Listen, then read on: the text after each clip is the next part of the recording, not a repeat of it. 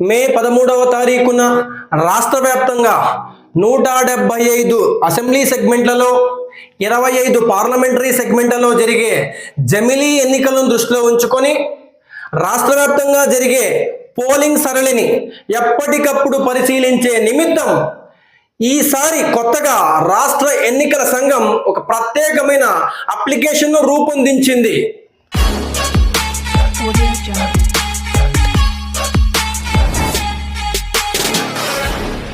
ఎన్నికల సంఘం పీడీఎంఎస్ అనే పేరుతో పోల్ డే మానిటరింగ్ సిస్టమ్ అనే పేరుతో ఒక ప్రత్యేకమైన అప్లికేషన్ను రూపొందించింది.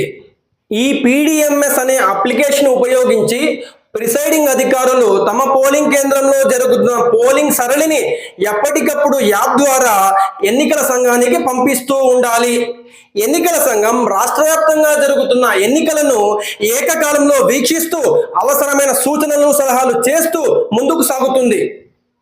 ఈ అప్లికేషన్ ప్రస్తుతం రీసెర్చ్ అండ్ డెవలప్మెంట్లో భాగంగా ఇంకా రూపకల్పన జరుగుతూ ఉన్నది. ప్రస్తుతానికి ఈ పీడీఎంఎస్ అనే అప్లికేషన్ ఏపీకే ఫార్మెట్లో మాత్రమే ఉన్నది. ప్లే స్టోర్లో ఇంకనూ అందుబాటులోకి రాలేదు. మే 13 నాడు జరిగే ఎన్నికల నాటికి ఈ అప్లికేషన్ పూర్తి స్థాయిలో మీ అందరికీ అందుబాటులోకి వస్తుంది.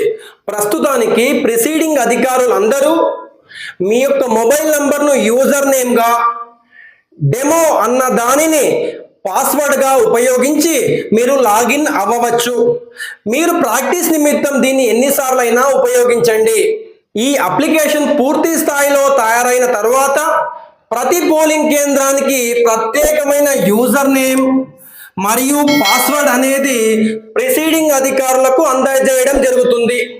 ప్రస్తుతానికి మీ యొక్క మొబైల్ నంబర్ను యూజర్ నేమ్గా, డెమోను పాస్వర్డ్గా ఉపయోగించి మీరు లాగిన్ అవ్వవచ్చు.